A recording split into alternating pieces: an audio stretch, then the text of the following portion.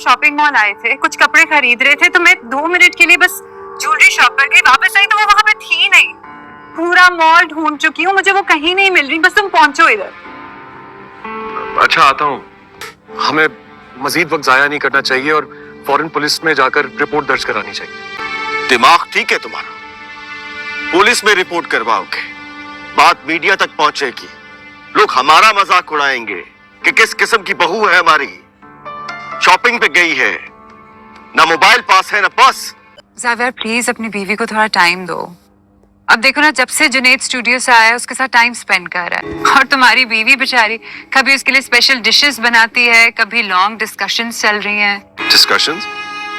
किस तरह की डिस्कशंस? तानिया नायाब को उल्लू बनाती चली जा रही है और नायाब तो है ही सदा की उल्लू और बेवकूफ़।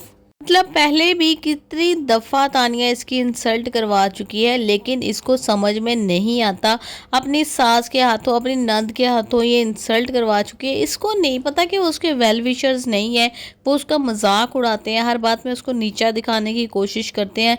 इतना बेवकूफ़ काका छुन्ना तो कोई होता नहीं है जितनी ये बनाई हुई है।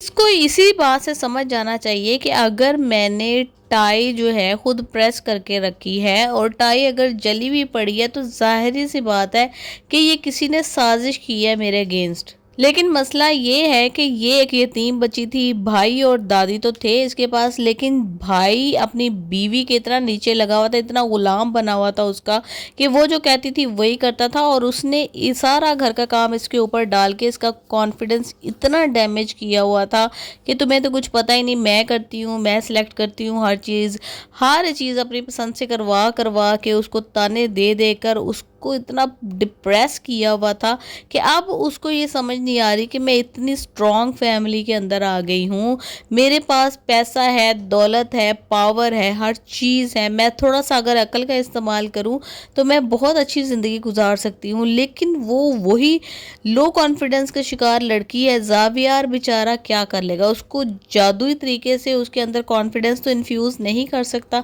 अभी ये अपनी अकल इस्तेमाल करेगी तो यहाँ पे रह सकती है, अगर ये इसी तरह बेवकूफ़ियाँ करेगी तो तानिया का प्लान कामयाब होता हुआ मुझे नज़र आ रहा है। वो इसको इस घर से उठाकर बाहर फेंक देगी, ये दोबारा से अपनी दादी के घर आ जाएगी और वही घटिया किस्म की लाइफ गुजारना शुरू कर देगी, और तानिया दोबारा से ज़ावियर के ऊपर लाइनें मारेगी। अब ये चली गई है तानिया के साथ शॉपिंग मॉल में, तो गेमें खेलना शुरू हो गई। भाई तुम वही करोगे आंखें बंद करके जो तुम्हें तानिया कहेगी। वहाँ पर भी जिस तरह ये कॉलेज के वॉशरूम में फंस गई थी, वहाँ पर भी ये फंस गई है। इसके साथ बिल्कुल रात के टाइम वही सिचुएशन हो जाएगी कि माल खाली हो जाएगा और एक औरत फिर इसको देखेगी जो कि बिल्कुल अनजान होगी, वो पूछेगी कि तुम आधी रात को यहाँ पे क्या कर रही हो।